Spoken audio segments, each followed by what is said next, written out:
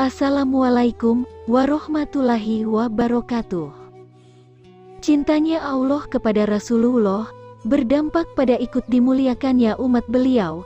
Dalam syariat Islam, banyak ajaran yang menunjukkan betapa Allah begitu memuliakan umat ini dibanding dengan umat-umat sebelumnya, termasuk Bani Israel.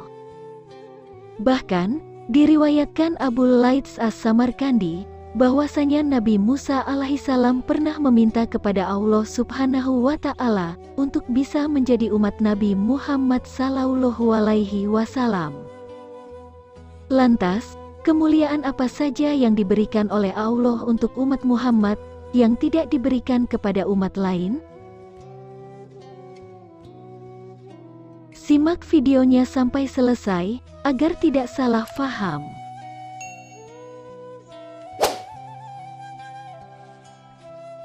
Sayyid Muhammad Alwi Al-Maliki di dalam kitabnya Syaraful Ummah Al-Muhammadiyah menuturkan berbagai kemuliaan yang diberikan oleh Allah kepada umat Nabi Muhammad, di mana kemuliaan-kemuliaan itu tidak diberikan kepada umat Bani Israel.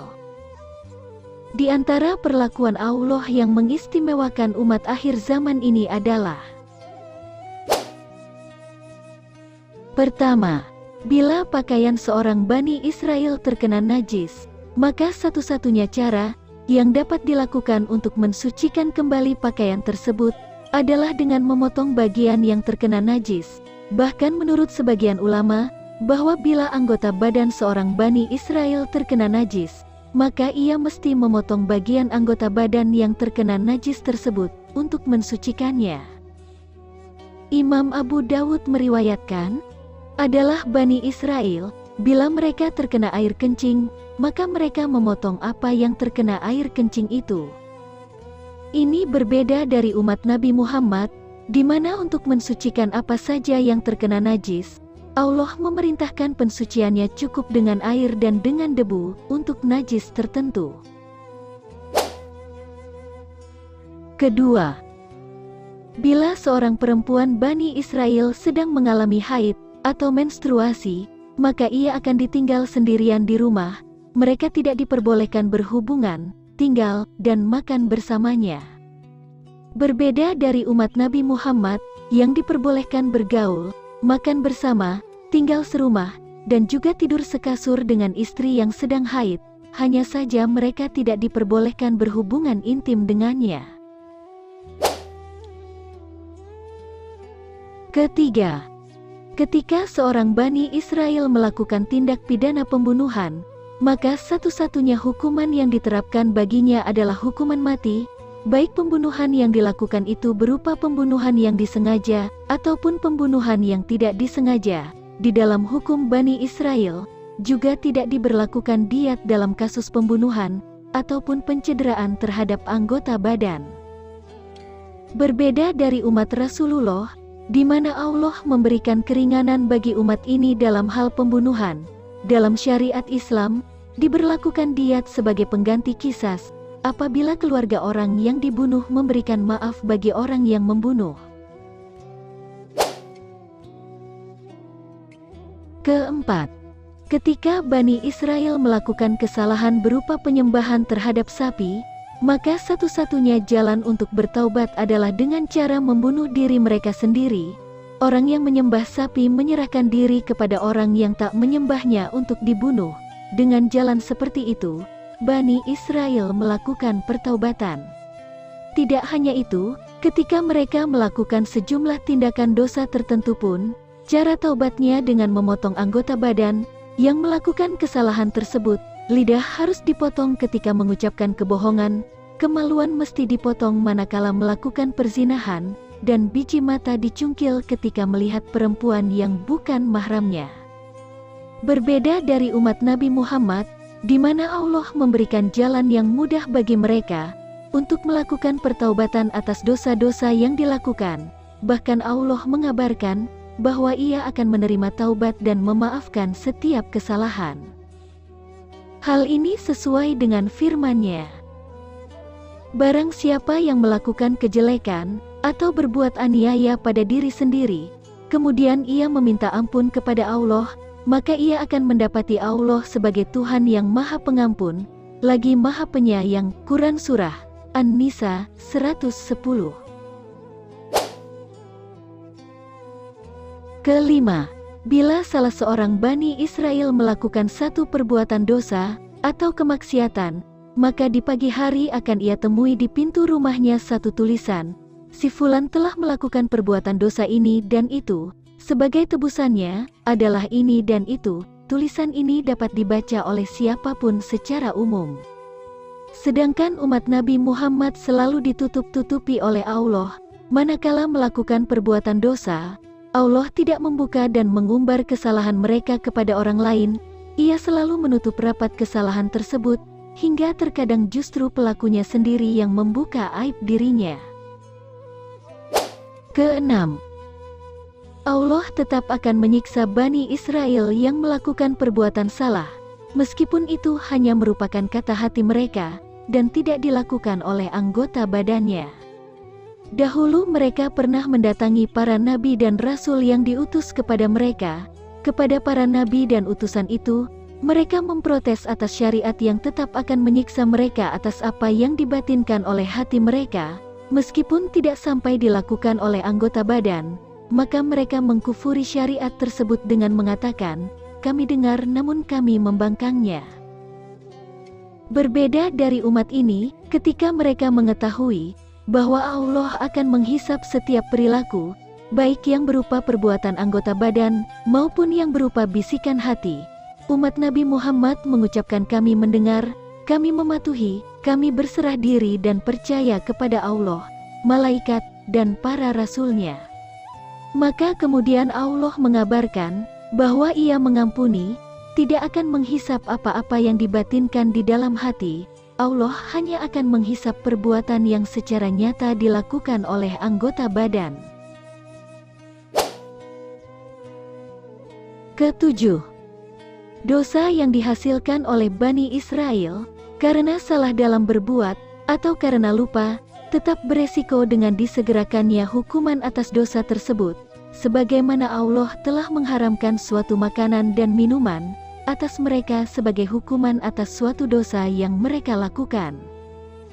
Berbeda dari umat Nabi Muhammad, di mana Allah tidak menjatuhkan hukuman kepada mereka atas kesalahan, kelupaan, dan apa saja yang dilakukan karena terpaksa, ini sebagaimana disabdakan oleh Rasulullah. Sesungguhnya Allah memaafkan karena aku, dari umatku kesalahan lupa, dan apapun yang mereka dipaksa untuk melakukannya. Hadis riwayat Ibnu Majah, Baihaqi, dan lainnya. Kedelapan, Allah mengharamkan Bani Israel melakukan kegiatan-kegiatan duniawi di hari Sabtu, sebagai hari raya mereka. Pada hari itu Bani Israel hanya diperbolehkan melakukan peribadatan kepada Allah saja. Maka ketika mereka melanggarnya dengan tetap berburu ikan di lautan, Allah mengubah wujudnya menjadi seekor kera. Sedangkan umat Nabi Muhammad tidak diperlakukan seperti itu oleh Allah. Mereka diberi kebebasan untuk melakukan kegiatan apapun, meskipun di hari Jumat sebagai hari raya umat Islam, baik sebelum maupun sesudah salat Jumat, umat Nabi Muhammad diperkenankan melakukan aktivitas duniawi, tanpa ada ancaman hukuman apapun dari Allah. Kesembilan, bagi Bani Israel dan kaum yang lain, penyakit taun merupakan kotoran dan siksaan, sedangkan bagi umat Nabi Muhammad, penyakit taun dijadikan oleh Allah sebagai rahmat dan kesyahidan bagi mereka.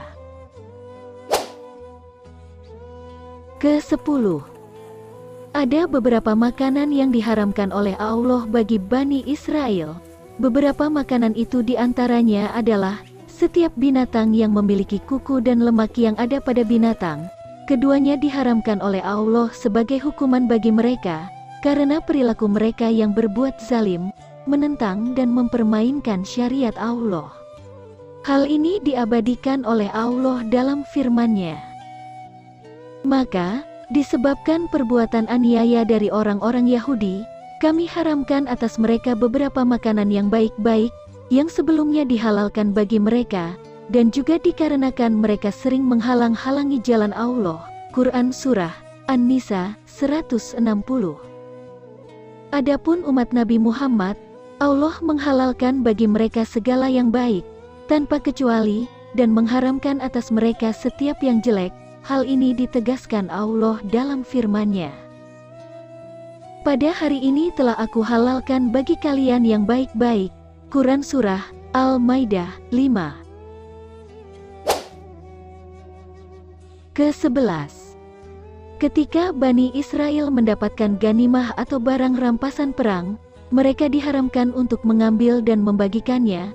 Yang diperintahkan kepada mereka adalah mengumpulkan barang rampasan itu, lalu akan turun api dari langit yang menyambar dan membakarnya, sebagai tanda bahwa diterimanya peperangan yang mereka lakukan. Sedangkan umat Nabi Muhammad diperbolehkan mengambil dan memanfaatkan barang rampasan perang, bahkan dijadikannya sebagai sesuatu yang halal dan penuh berkah. Maka makanlah dari apa yang kalian rampas, sebagai sesuatu yang halal dan baik. Quran Surah Al-Anfal 69. Ke-12. Umat-umat terdahulu tidak diperbolehkan melakukan ibadah, kecuali di tempat-tempat yang telah ditentukan. Bila mereka tidak datang beribadah di tempat yang telah ditentukan itu, maka mereka tidak bisa menggantinya di sembarang tempat. Mereka mesti datang ke tempat peribadatan yang ada untuk mengganti ibadah yang ditinggalkannya itu. Al-Bazar dalam satu hadis yang diriwayatkan dari Ibnu Abbas mengatakan bahwa tak ada seorang nabi pun yang melakukan sholat hingga ia berada di mihrabnya. Sementara umat Nabi Muhammad tidak demikian. Allah menjadikan setiap jengkal tanah di bumi ini sebagai tempat sholat mereka. Kapanpun dan dimanapun mereka hendak melakukan sholat, bisa dilakukan di tempat manapun, asalkan bersih dan suci dari najis. Tak ada tempat yang dikhususkan untuk sholat bagi umat baginda Muhammad Sallallahu Alaihi Wasallam. Ke-13. Dalam syariat umat-umat sebelum umat Nabi Muhammad, mereka hanya bisa bersuci dengan air saja. Tak ada aturan yang membolehkan mereka bersuci dengan menggunakan media selain air. Maka ketika mereka hendak sholat dan tidak menemukan air, mereka tidak bisa melakukannya sampai menemukan air untuk bersuci, dan kemudian menghodok salat yang telah ditinggalkannya. Berbeda dari umat Nabi Muhammad, ketika mereka hendak melakukan sholat dan tidak menemukan air, maka mereka bisa bersuci dengan menggunakan debu yang suci.